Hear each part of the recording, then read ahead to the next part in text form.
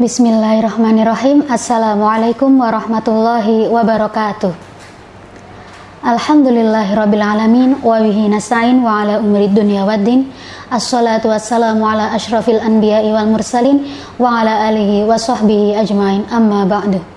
Asyhadu an la ilaha illallah wa asyhadu anna Muhammadan abduhu wa rasuluh la nabiyya ba'dah. Nashkuru syukran katsiran ilallahi ta'ala alladzi qad a'tana ni'matan wa hidayatan hatta nastati'a an nataqabala fi hadzal yaum fi halati shihah was sa'adah insyaallah. Salatan wa salaman daimaini mutalazimaini ila habibina wa nabiyyina Muhammad sallallahu alaihi wasallam alladzi qad hamalana minadh-dhulumati ilan nur wa ila siratil mustaqim. Pada kesempatan kali ini dalam kajianmu Magelang, saya ingin menyampaikan mengenai pentingnya niat dalam amal. Banyak sekali hadis-hadis ataupun dalil Al-Quran yang membahas atau menerangkan mengenai pentingnya niat. Salah satunya adalah hadis riwayat Bukhari dan Muslim. Qala Rasulullah sallallahu alaihi wasallam, innamal a'malu binniyah wa innama likulli imri'in ma nawa. Sesungguhnya setiap amal perbuatan itu tergantung kepada niat, dan setiap orang akan mendapatkan sesuai apa yang ia niatkan. Hadis riwayat Bukhari dan Muslim. Dari hadis tersebut dapat kita ketahui bahwasanya niatmu adalah suatu pokok dalam perbuatan. Niat menjadi tolak ukur dalam perbuatan, apakah itu baik ataupun itu buruk. Ketika kita berniat baik, insya Allah feedbacknya pun akan baik. Kebalikannya, ketika kita berniat buruk, maka feedbacknya pun akan buruk. Nauzubillah. Maka dari itu, apa yang menyebabkan suatu amal itu tidak diterima oleh Allah Subhanahu wa Ta'ala? Ketahuilah bahwasanya di hari kiamat nanti ada seorang mujahid, seorang yang meninggal dalam keadaan perang atau mati syahid. Kemudian ada orang yang rajin menuntut ilmu, rajin membaca Al-Quran. Kemudian yang ketiga ada orang yang kaya raya dan rajin bersedekah. Namun mereka dimasukkan ke dalam neraka. Mengapa? Padahal mereka melakukan hal-hal yang baik, tetapi mereka dimasukkan ke dalam neraka. Jawabannya, karena mereka salah dalam niat. Abu Hurairah meriwayatkan bahwasanya ia mendengar Rasulullah Shallallahu Alaihi Wasallam bersabda, manusia yang pertama kali diadili di hari akhir adalah seorang mujahid, mujahid yang meninggal dalam keadaan perang. Kemudian ia didatangkan kepada Allah. Lalu Allah menunjukkan segala kenikmatan yang ia berikan kepadanya. Ia mengakuinya. Lalu Allah bertanya, apa yang telah engkau lakukan di dunia? Ia pun menjawab, selama hidup di dunia, saya selalu berperang. Saya berperang untuk membela agamamu. Lalu Allah berkata, engkau berbohong.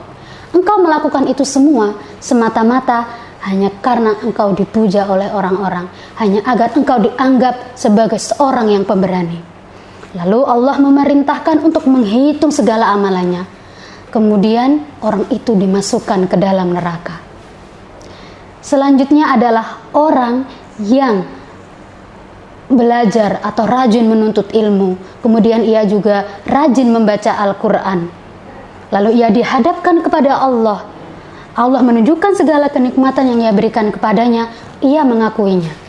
Lalu Allah bertanya, apa yang telah engkau lakukan di dunia? Ia pun menjawab, selama hidup di dunia, saya rajin sekali menuntut ilmu. Saya juga mengamalkannya. Saya pun rajin membaca Al-Quran agar mendapat ridhamu. Lalu apa yang dikatakan Allah? Allah berkata, kamu berbohong.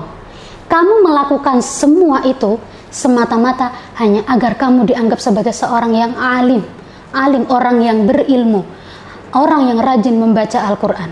Kemudian Allah memerintahkan untuk menghitung segala amalannya. Kemudian orang itu dimasukkan ke dalam neraka. Selanjutnya adalah orang yang kaya raya dan ia rajin bersedekah. Kemudian ia dihadapkan kepada Allah. Kemudian Allah menunjukkan segala kenikmatan yang diberikan kepada orang itu. Kemudian ia mengakuinya. Lalu Allah bertanya, apa yang telah engkau lakukan selama hidup di dunia? Lalu ia pun menjawab, selama hidup di dunia, saya selalu bersedekah. Saya selalu menyantuni anak yatim. Kemudian Allah berkata, engkau berbohong. Engkau melakukan itu semua semata-mata agar engkau dianggap sebagai orang yang dermawan, orang yang murah hati. Kemudian Allah memerintahkan untuk menghitung segala amalannya. Kemudian ia dimasukkan ke dalam neraka. Abu Hurairah melanjutkan ceritanya bahwa saat itu Rasulullah menepuk paha Abu Hurairah dan Rasulullah berkata, wahai Abu Hurairah, ketahuilah bahwasanya mereka itu adalah orang yang pertama kali akan merasakan panasnya api neraka. Hal tersebut disebabkan karena mereka semua salah dalam niat. Nauzubillahi min dzalik. Subhanallah, mati syahid ketika kita berperang membela agama Allah, kemudian kita meninggal. Yang diharapkan adalah kita meninggal dalam keadaan syahid, mati syahid. Namun ketika orang itu berniat karena ingin dipandang sebagai orang yang pemberani, maka semua yang dilakukan itu perangnya sia-sia. Semua sia-sia di mata Allah.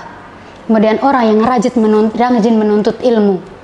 Orang rajin menuntut ilmu memiliki gelar yang berderet-deret, memiliki pekerjaan yang bagus, mendapatkan hasil atau gaji yang sangat banyak. Tetapi dia mengharapkan pujian dari orang-orang agar dia dianggap sebagai orang yang sangat berilmu, yang alim, yang pintar, mahir, pintar, kaya, honi. Itu semua sangatlah sia-sia. Semua sangat sia-sia karena ia salah dalam niat. Selanjutnya orang yang sering mengaji Al-Quran, suaranya bagus, sering ikut lomba di mana-mana, tetapi ia mengharapkan pujian dari orang-orang. Ia ingin dianggap bahwa dasarnya dia itu mempunyai suara yang bagus, dia rajin membaca Al-Quran. Tapi semua itu sia-sia. Walaupun dia mengamalkan atau membaca ayat-ayat suci Al-Quran, tetapi karena niat yang salah, semua sia-sia di mata Allah Subhanahu wa Ta'ala.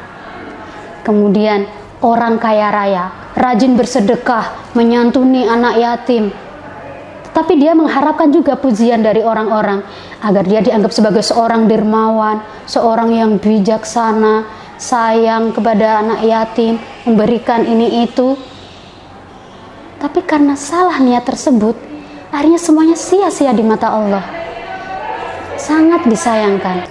Dari hadis tersebut bisa kita ketahui, bisa juga kita fahami bahwasanya segala sesuatu, niat atau amal perbuatan tidak bernilai bukan karena kita kurang kerja keras, tetapi karena kita salah dalam niat. Maka dari itu kita harus meniatkan segala amal perbuatan kita itu semata-mata karena Allah.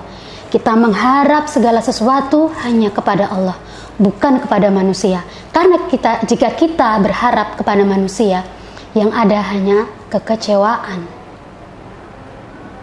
Seperti firman Allah dalam surat Az-Zariyat ayat 51, "Wa ma khalaqtul jinna wal insa illa liya'budun."